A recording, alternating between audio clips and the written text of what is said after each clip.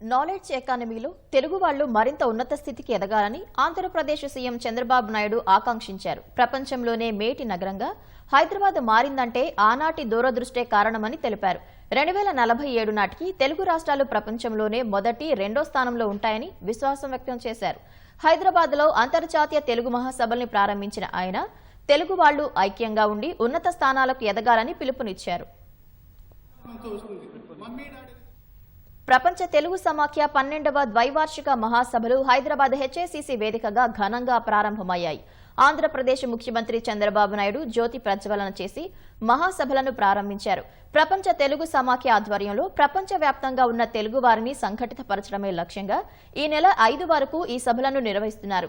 తెలుగు భాష, సాహిత్యం, సంస్కృతి, కళలు, సంప్రదాయ విలువలు, తెలుగు జాతి వారసత్వ సంపదను పరిపుష్టం చేస్తూ నేటి తరం భావితరాలకు అందించేలా సమావేశాలు, చర్చలు, సమాలోచనలు, కళా ప్రదర్శనలు నిర్వహించనున్నారు. ఈ కార్యక్రమానికి భారత బయోటెక్ ఎగ్జిక్యూటివ్ చైర్మన్ కృష్ణ ఎల్లా, సినీ నటుడు మురళీమోహన్, నెల్లూరు ఎంపీ వేమిరెడ్డి, కంభంపాటి రామ్మోహన్ రావు సహా వివిధ రంగాల తెలుగు ప్రముఖులు, సినీ నటులు, విదేశాల్లో ఉన్న తెలుగు సంఘాల ప్రతినిధులు హాజరయ్యారు.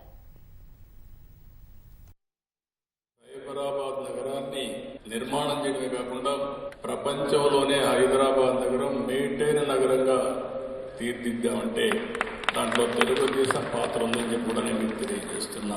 తెలంగాణ రాష్ట్రాన్ని మీరు చూస్తే ఆ రోజు చేసిన ఫౌండేషన్స్ కానీ డెవలప్ చేసిన ఎకో సిస్టమ్ చూసిన తర్వాత ఈరోజు దేశంలోనే అత్యధిక పర్ క్యాపిటా ఇన్కమ్ ఉండే రాష్ట్రం తెలంగాణ రాష్ట్రం. ఇది 25 సంవత్సరాల్లో సాధ్యమైందని కూడా నేను మీకు తెలియజేస్తున్నా. అప్పటికే పివి నరసింహరావు గారు మన తెలుగు బిడ్డ ప్రధానమంత్రి అయ్యి ఆర్థిక సంస్కరణలకు నాంది పలికారు. సెకండ్ జనరేషన్ రిఫార్మ్స్ కు శ్రీకారం చుట్టారు. ఐటీ తిండి పెడుతుందా అన్నారు, సెల్ ఫోన్లు ఏమైనా ఉపయోగం అన్నారు.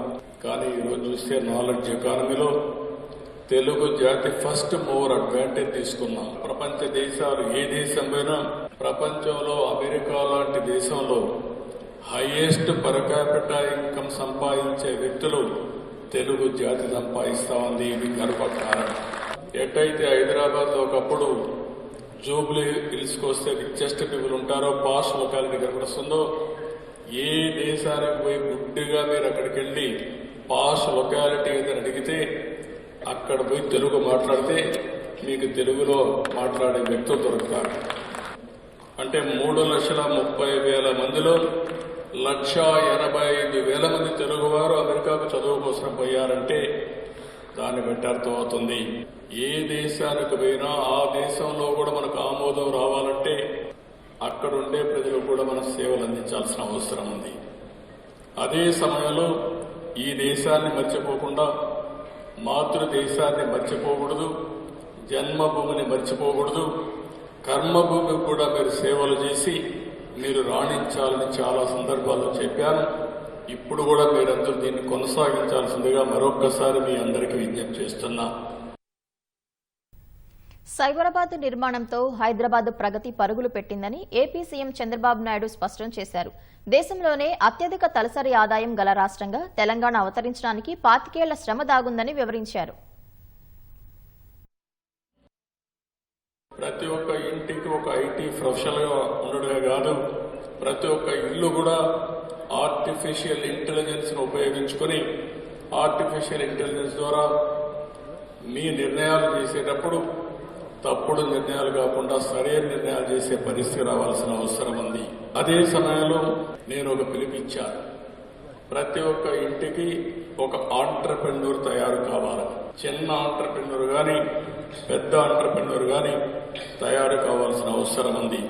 మనం పారిశ్రామికవేత్తగా తయారై డబ్బులు సంపాదించగలిగితే మళ్ళా ఆ డబ్బుల్ని మీనింగ్ఫుల్ గా కూడా ఖర్చు పెట్టాల్సిన అవసరం ఉంది. ఈ విషయమే చాలాసార్లు నేను చెప్పాను.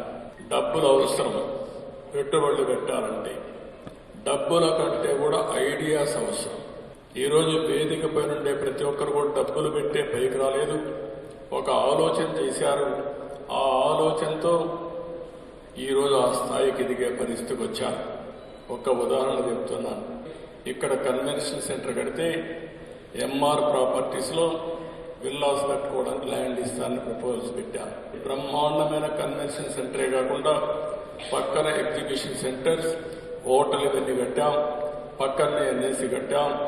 ఒక్క పైసా ఖర్చు పెట్టకుండా ఇవన్నీ క్రియేట్ చేశామంటే అది ఒక ఆలోచన.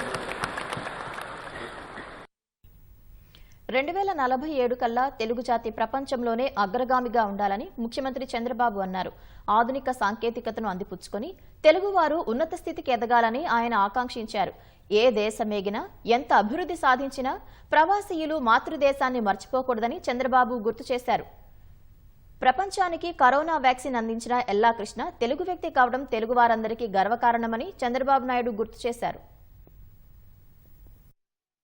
Think globally, act globally, location is not the constraint. ఎక్కడున్నా మీకు తెలివితేటలుంటే అక్కడి నుంచే కంపెనీ స్టార్ట్ చేయొచ్చు, ప్రపంచాన్ని శాసించే శక్తి ఉంటుందని చెప్పి ఎప్పుడో చెప్పాను. ర్యాపిడో ఉన్నాడు, ఒక చిన్న ఆలోచన ఈరోజు కోటీశ్వరుడు అయ్యాడు. ఇప్పుడే ఒక అమ్మాయి, సుందరని అమ్మాయి అయితే work from home, work stations, co working space.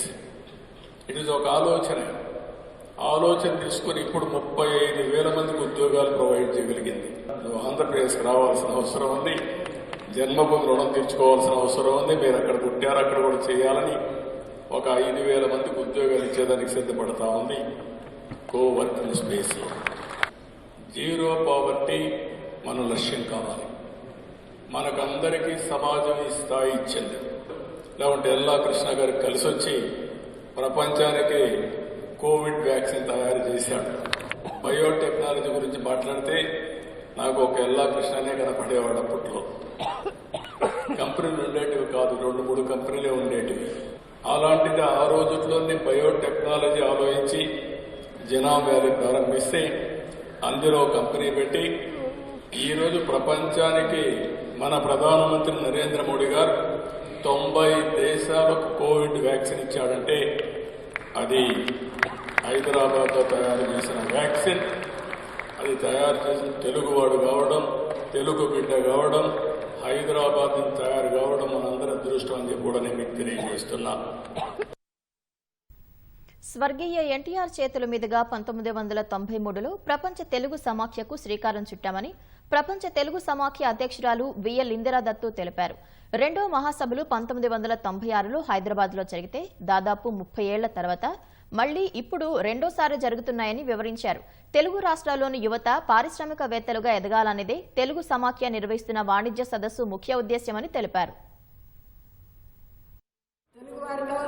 సృజనాత్మక పరస్పర సహకార భావం పొందేలా ప్రపంచ తెలుగు సమాఖ్య ద్వైవార్షిక మహాసభల్లో ప్రముఖ పారిశ్రామిక వాణిజ్యవేత్తలను ఆహ్వానించి వాణిజ్య సదస్సులు ఏర్పాటు చేస్తుంది.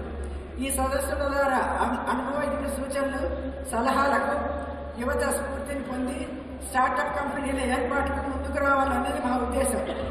ఈనాటి యువత కొత్త ఆలోచనతో, ఆధునిక సాంకేతిక విజ్ఞానంతో అవకాశం కోసం ఎదురు చూస్తుంది. అలాంటి ఔత్సాహికులంతా పారిశ్రామికంగా ఎదిగి విశ్వవ్యాప్తంగా తెలుగు జాతి వ్యాపారాభివృద్ధికి, తెలుగు రాష్ట్రాల్లోని నిరుద్యోగ యువత ఉపాధికి, తద్వారా సామాజిక ఆర్థికాభివృద్ధికి తోడ్పడి తెలుగు రాష్ట్రాల ప్రగతిలో యువత భాగస్వాములు కావాలన్నదే ప్రపంచ తెలుగు సమాఖ్య నిర్వహిస్తున్న వాణిజ్య సదస్సు యొక్క ప్రధాన ధ్యేయం. ఇందుకు 2 రాష్ట్ర ప్రభుత్వాలు కూడా తమ వంతు సహకారాన్ని అందించాలని కోరుకుంటున్నాం. 12వ ద్వైవార్షిక అంతర్జాతీయ తెలుగు మహాసభల్లో పారిశ్రామికవేత్తలకు AP CM Chandrababu Naidu business అవార్డులను అందజేశారు. బీవీఆర్ మోహన్ రెడ్డి, హరిచంద్ర ప్రసాద్, సురేష్ రాయుడు చిట్టూరి, సతీష్ కృష్ణాయల్ల, సునీల్ రెడ్డి దొడ్ల, శ్రీధర్ గాది, ఉమా చిగురుపాటి, రోహిత్ చెన్నమనేని, పవన్ కుమార్ చందన, అంజు వల్లభనేని, వెంకట ప్రతాప్ సహా పలువురికి అవార్డులు అందజేశారు. ఈ సందర్భంగా వరల్డ్ తెలుగు ఫెడరేషన్ సావనీరు విడుదల చేశారు. 5న జరిగే ముగింపు వేడుకలకు తెలంగాణ ముఖ్యమంత్రి యనమల రేవంత్ రెడ్డి హాజరవుతారని సమాఖ్య అధ్యక్షురాలు ఇందిరా దత్తు ఇప్పటికే ప్రకటించారు.